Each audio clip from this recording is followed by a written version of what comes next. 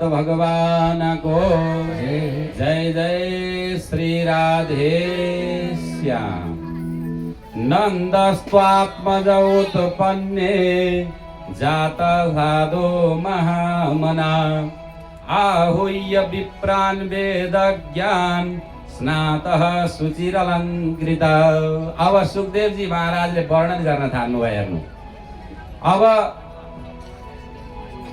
नन्दजी र यशोदाजीलाई केही पनि थाहा छैन। हेर्नु, रातमा आउनुभयो, बालकलाई साट्नुभयो, लिएर जानुभयो। हेर्नु, अब पूर्वको कथा सुनाउन थाल्नुभयो सुखदेवजी महाराजले। एक दिनको कुरो थियो। हेर्नु, नन्दजीको घरमा धेरै प्रकारका साधु सन्तहरू आए अरे।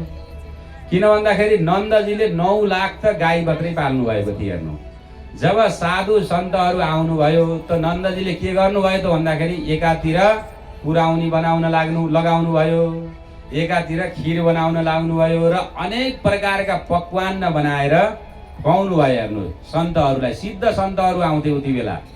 किन भन्दाखेरि जब सिद्ध सन्तहरूलाई राम्रैसी खुवाउनु भयो र हिँड्ने बेलामा सन्तहरूले डकार लिएर के भने त भन्दाखेरि तँलाई पुत्र रत्न प्राप्त होस् भनेर आशीर्वाद दिए।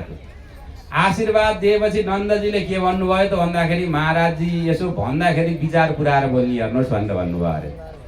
किन भन्नुभयो त भन्दाखेरि नन्दजी 90 वर्षको भइसक्नु भएको थियो।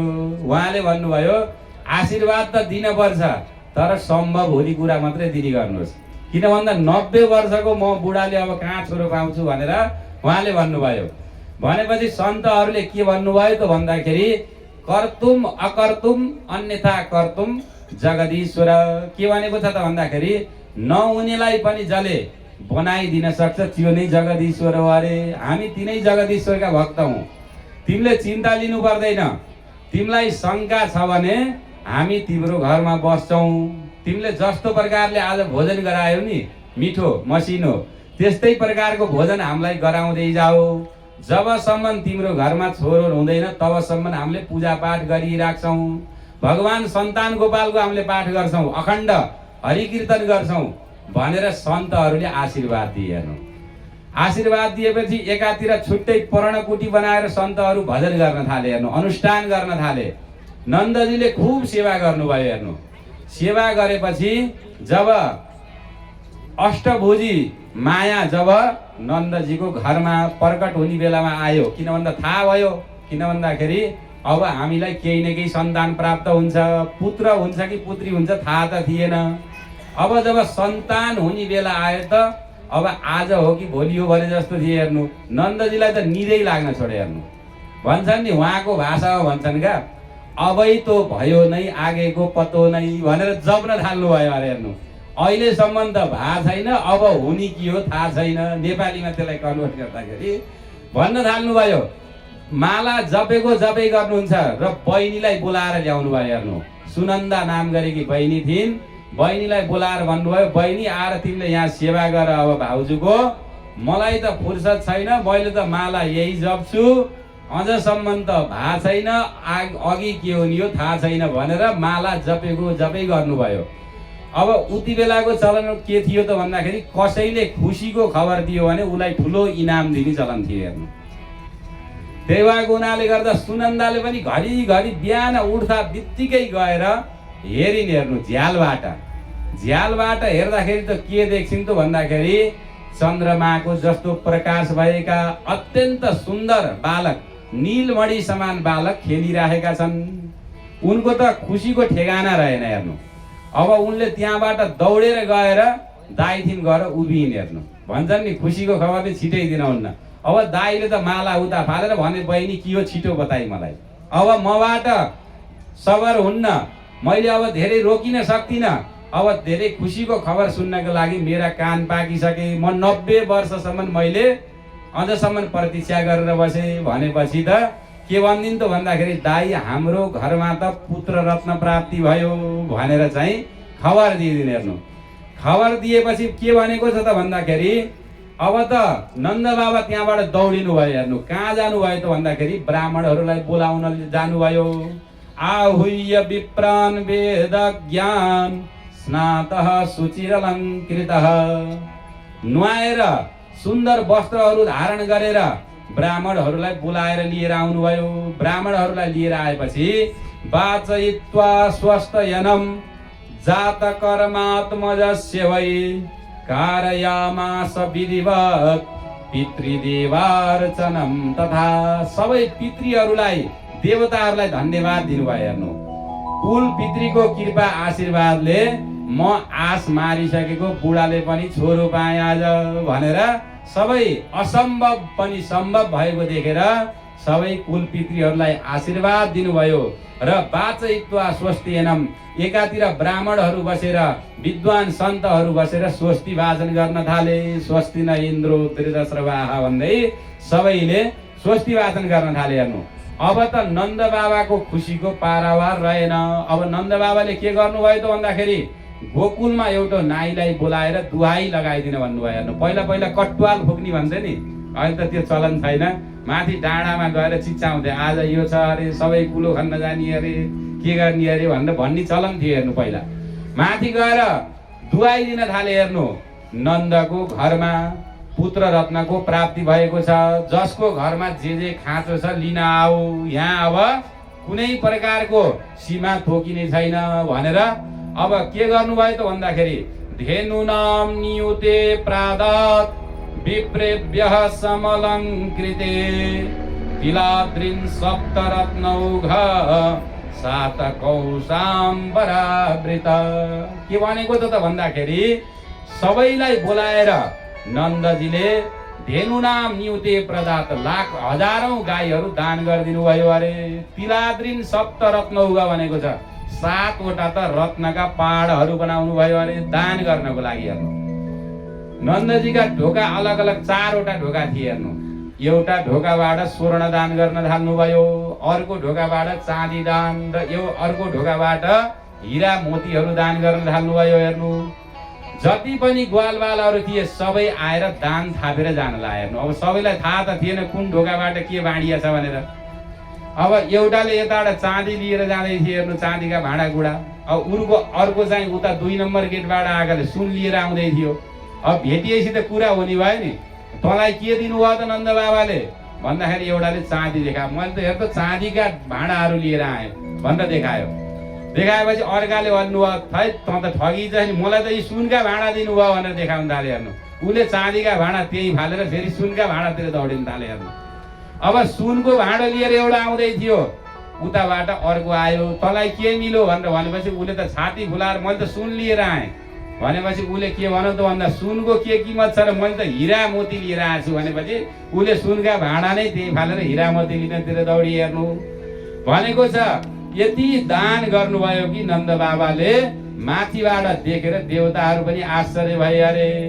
यहाँ भनेको छ नन्दस्त्वात्मज उत्पन्ने जात ह्लादो महामना आहुह्य विप्रान वेद ज्ञान स्नातः सुचिरलङ्कृतः वाचयित्वा स्वस्तयनं जातकर्मात्मजस्य वै कारयामास विधिवत् पितृदेवार्चनम तथा भनेर अनेक प्रकारका पूजाहरू भए, अनेक प्रकारका दानहरू भए। यस्तो प्रकारले भगवान श्री कृष्णको जन्म उत्सव बनाउन थाले। जन्म उत्सव मनाउने क्रममा के भयो त भन्दाखेरि अनेक प्रकारका अब गोप गोपीहरू आएर पहिला त नन्द बाबालाई सिगार्न थाले। हेर्नु, अनेक प्रकारका कपडाहरू लगाइदिए। नन्द बाबाले भन्नुहुन्छ मलाई के सिगार्छौ, म यति बुढो भएको मान्छेलाई मैले केही कपडाहरू लाउन भन्दाखेरि नयाँ नयाँ कपडाहरू ल्याएर लगाइदिए। कोहीले दाढी काटेर सुन्दर बनाइदिए, मुछमा अनेक प्रकारका रङहरू कालो रङहरू लगाएर नन्द बाबालाई भर्खरको जस्तो बनाइदिए भनेर भागवतमा लेखेको छ। हेर्नु, अनेक प्रकारका उत्सवहरू भए र भगवान श्री कृष्णको जन्म उत्सवमा आज गोप गोपीहरू नाच्न थालेका छन्। हेर्नु, वृन्दावनमा गाई चराउने कृष्ण काले चोर कति राम्रो कति मिठो मुरलीको स्वर। वृन्दावनमा गाई चराउने कृष्ण काले चोर कति मिठो कति राम्रो मुरलीको स्वर। वृन्दावनमा गाई चराउने कृष्ण काले चोर कति मिठो कति राम्रो मुरली।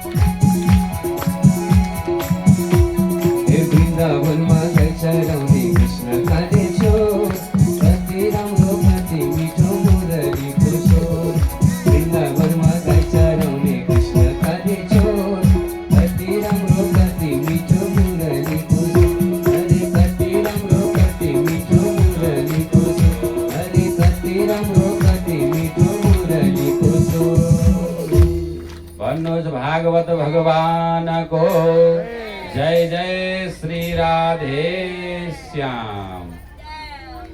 जब भगवानको प्राकट्य भयो, उत्सवहरू मनिरहेका थिए। हेर्नु, नन्द बाबालाई के भयो त भन्दाखेरि उहाँले झट्ट एउटा कुरा सम्झनु भयो अरे। के सम्झनु भयो त भन्दाखेरि कंसको आतंक यति थियो त्यो बेला कि सबै साना राजाहरूले लगेर कर बुझाउनु पर्थ्यो। हेर्नु, कंसलाई उहाँले के सम्झनु भयो त भन्दाखेरि मेरो घरमा बल्ल बल्ल खुसी आएको छ, मैले कंसलाई कर बुझाउन पनि बिर्सेछु। अब मैले यसलाई कर बुझाइन भने पक्का यहाँ आएर केही न केही उत्पात गर्नेछ। र यिनी गोप गोपीहरूले यत्रो खुसी भएर यत्रो प्रसन्न भएर उत्सव मनाएका छन्, त्यसमा नराम्रो प्रभाव पर्नेछ भनेर के भन्नुभयो त भन्दाखेरि गोपान गोकुल रक्षायाम निरूप्य मथुराम गतः नन्दः कंसस्य वार्षिक्यम करम धातुम कुरु बह भनेर भन्नुभएको छ। हे कुरुद्वह, हे कुरुवंशलाई वहन गरेका राजा परीक्षित के भन्नुभयो त भन्दाखेरि गोपान गोकुल रक्षायाम, सबै गोपहरूलाई बोलाउनु भयो र के भन्नुभयो त भन्दाखेरि गोकुलको जम्मा सबै प्रकारको जिम्मा तिम्रो हातमा छ। किन भन्दाखेरि मेरो घरमा भर्खरै बालकले जन्म लिएको छ।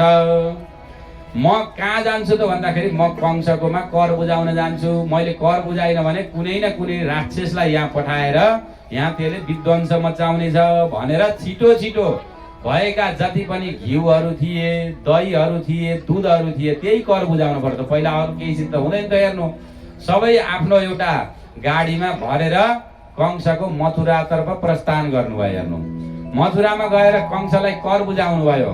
कर बुझाएपछि मथुरामा त देवकी र वसुदेव वहीँ बस्नुहुन्थ्यो के अरे। हेर्नु, अब गएर आफ्ना साथीलाई भेट्छु भनेर देवकी र वसुदेवलाई भेट्नको लागि भनेर जानुभयो। हेर्नु, हुन्छ नि, जब पुराना साथीहरू भेट हुन्छन् नि, आफ्ना आपसका कुरा हुन्छन्। हेर्नु, सुख दुःखका कुराहरू हुन्छन्।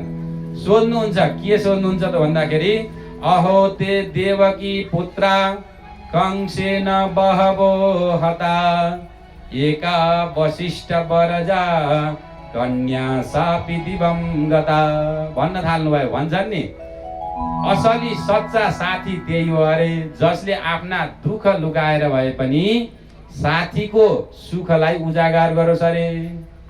नन्द बाबाको घरमा पुत्र रत्नको जन्म भएको छ, तर आफ्नो खुसी उहाँ प्रकट गर्नु भएन। कोही दुखी मान्छेको अगाडि गएर आफ्ना सुखका बयान नगर्नु अरे। किन भन्दा ऊ त्यसै दुःखमा हुन्छ। अब त्यहाँ गएर आफ्नो सुखको बयान नगर्नु अरे। के भन्नुभयो त भन्दाखेरि अहो ते देवकी पुत्रा कंसेन बहवो हता, देवकीले त्यत्रा छोरा पाइन्। हजुरका भगवानले नदिएका त हैनन् नि, त्यत्रा छोरा जन्मे, तर कंसेन बहवो हता, कंसले सबैलाई मारिदियो। हेर्नु, अन्तिममा एउटा कन्या जन्मेकी थिइन्, त्यो पनि के भयो त भन्दाखेरि दिवम गत, आकाशमा उडेर गइन अरे भन्ने सुनेर मलाई धेरै दुःख लाग्यो साथी। के गर्नु, संसार यस्तै रहेछ भनेर आफ्नो सुखको कुरै गर्नु भएन। हेर्नु, न मेरो घरमा छोरा जन्मे, म 90 वर्षमा बाउ बने, हेर दैवको लीला, मेरो घरमा यस्तो आनन्द भएछ, नाचिरहेछन्, गाइरहेछन्, म त यहाँ कर यसो छोडौँ भनेर आएको। तपाईँसित मिल्ने फुर्सद पनि थिएन, त्यही पनि मिलाउँ भनेर आयो भनेर उहाँले भन्नु भएन। हेर्नु, उहाँको आफ्नो साथीको दुःखको मात्रै कुरा गर्नुभयो, आफ्नो सुखको कुरा गर्नु भएन। त्यही भएर भन्छन् नि, जे न मित्र दुःख होइ दुखारी तिनही बिलको त पातक भारी भनेर भनेको छ। जो आफ्नो मित्रको दुःख देखेर दुखी हुँदैन भने त्यसलाई ठुलो पाप लाग्छ अरे। हेर्नु, त्यो मित्र भन्न मिल्दैन अरे। भन्छन् नि, तत् सुखे सुखित्वा, मित्रको सुख माने आफ्नो सुख मान्नु अरे, मित्रको दुःख माने आफ्नो दुःख मान्नु अरे। जब भन्नुभयो भनेपछि अब वसुदेवलाई त हेर्नु थाहा छ, उहाँ लगेर उनीको घरमा लगेर छोडेर आएछन्। भन्न त भएन, मैले छोरो पाएको थिएँ, बुढा तिमीले कहाँ पाएका र मैले लगेर तिम्रो घर छोडेको भनेर भन्न त भएन। भन्नु भएन नि, उहाँले भन्न सक्नुहुन्थ्यो नि, सुखलाई दुःखमा परिणत गराउनु त सक्नुहुन्थ्यो। तपाईँको छोरो कहाँ हुने, मैले राति राति लगेर ओछिना सुताएर आइदिया थिएँ पो तपाईँको छोरो भयो भनेर उहाँले केही भन्नु भएन। तर उहाँलाई के शङ्का लाग्यो त भन्दाखेरि नियम स्तेयम बहुतिथम सन्त्युत्पाताश्च गोकुले, उहाँले के सोच्नु भयो त भन्दाखेरि यहाँ त कंस पागल भएको छ। किन भन्दाखेरि त्यो सबै लीला त वसुदेवको अगाडि भएको छ, वसुदेवको अगाडि ऊ त रोएर गएको छ। किन भन्दाखेरि आकाशमा गएकी कन्याले भनेकी छन्, हे मूर्ख, तैँले मलाई के मार्छस्? निरपराध प्राणीहरूलाई किन मार्छस्? तँलाई मारिन् त यही गोकुलको वरिपरि जन्मेको छ भनेर गएकी छन्। हेर्नु, त्यहाँपछि उनले के भने त भन्दाखेरि, म हेर्नु धेरै नभए पनि सानोतिनो ज्योतिषी हुँ। मलाई के लाग्छ भने तपाईँ यहाँ धेरै भुल्न ठिक हुन्न। हजुर घर जानुहोस् छिटो, हजुरको घरमा केही उत्पात हुन सक्छ भनेपछि त अब हेर्नु नन्दजीको मुटुमा त ढ्याङ्ग्रो ठोक्न थाल्यो। हेर्नु, किन भन्दाखेरि धेरै मेहनत गरेर प्राप्त गरेको केही चिज हुन्छ भने त्यसमा आसक्ति बढी हुन्छ। त्यो पनि साक्षात परमात्मा घरमा आउनु भएको छ। अब के सोचे त भन्दाखेरि त्यहाँपछि त उनी ल मित्र, त्यसो भए सुख दुःखका कुरा पछि गरौँला, म त हिँडिहालेँ, मलाई तपाईँको वचनमा विश्वास छ भनेर हिँड्न थाले। हेर्नु के भन्छन् त भन्दाखेरि, नन्दः पथिवचः सौरेर नमृषेति विचिन्तयन् हरिम जगाम शरण मुत्पात च मसङ्कितम भनेर भनेको छ। नन्दः पथिवच, बीच बाटोमा के सोच्न थाले त भन्दाखेरि वसुदेवले कहिल्यै पनि झुट बोल्दैनन्। किन भन्दा यिनले बोलेका वचनहरू लगभग सत्य हुन्छन् भन्दै भगवान नारायणको जप गर्न थाले। हरिम जगाम शरणम, म नारायण, हे नारायण, नारायण अखिल गुरु भगवान नमस्ते, हे नारायण म हजुरको शरणमा छु, बल्ल बल्ल जन्मेको मेरो छोरालाई रक्षा गरिदिनु होला भनेर मनमनै माला जाप्दै त्यहाँबाट आउन थाले। हेर्नु, आएपछि के भयो त भन्दाखेरि अब कंसले एउटा सभा बोलायो। हेर्नु, सभा बोलाएपछि के भन्यो त भन्दाखेरि, अब मेरो मृत्यु भनेको वरिपरि घुमेको छ, ठेगान छैन कसको घरमा जन्मेको। सबै सचिवहरूले मलाई उपदेश दियो कि मैले त्यो शत्रुलाई कसरी समातेर मारौँ भनेर सबैलाई बोलाएर परामर्श लिन थाले। हेर्नु, परामर्श लिएपछि एउटी पुतना नाम गरेकी बहिनी थिए। हेर्नु, त्यो आएर के भने त भन्दाखेरि, दाइ हेर्नु तपाईँको शत्रु जन्मेको त 2-4 दिन पनि भएको छैन। किन भन्दाखेरि मैले एउटा उपाय सोचेकी छु, जति पनि यो गोकुल र ब्रजमा बच्चाहरू जन्मेका छन्, बालकहरू जन्मेका छन्, सबैलाई मारिदिनु।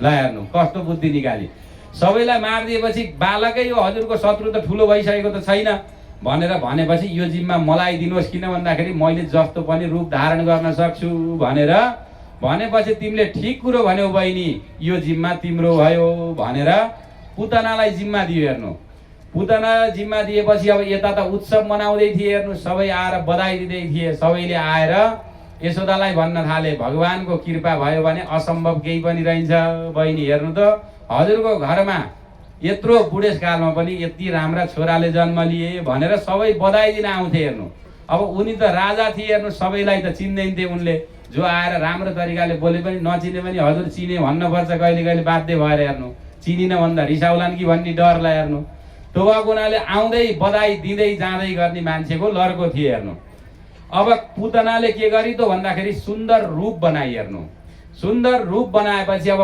पुतना गोकुलमा पुगेकी छ। हेर्नु, यहाँ परीक्षित महाराजलाई सुखदेव नाम गरेको महाराजले के भन्नुहुन्छ त भन्दाखेरि, कंसेन प्रहिता घोरा पुतना बालघातिनी शिशुश्चचार निघ्नन्ति पुरग्राम ब्रजादिषु।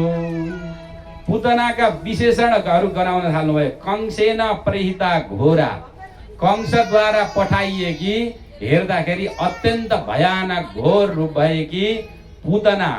यसको विशेषण के हो त भन्दाखेरि, पुतान नयति इति पुतना, जसले नयाँ नयाँ जन्मेका बच्चाहरूलाई यमलोकतर्फ पठाइदिन्थे। हेर्नु, त्यस्ती पुतनालाई लिएर त्यो बालघातिनी भनेको छ, बच्चाहरू पनि सबै जति पनि बच्चाहरू जन्मिन्थे तिनलाई मार्ने काम यसको थियो अरे।